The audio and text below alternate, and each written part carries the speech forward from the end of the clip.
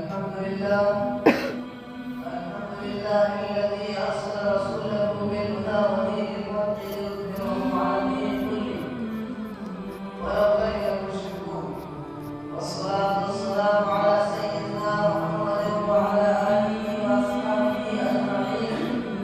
أما بعد، قال الله تعالى في القرآن الكريم والفرقان الحميد: أعوذ بالله من الشيطان الرجيم. بسم الله الرحمن الرحيم. وما أرسلناك إلا رحمة للعالمين.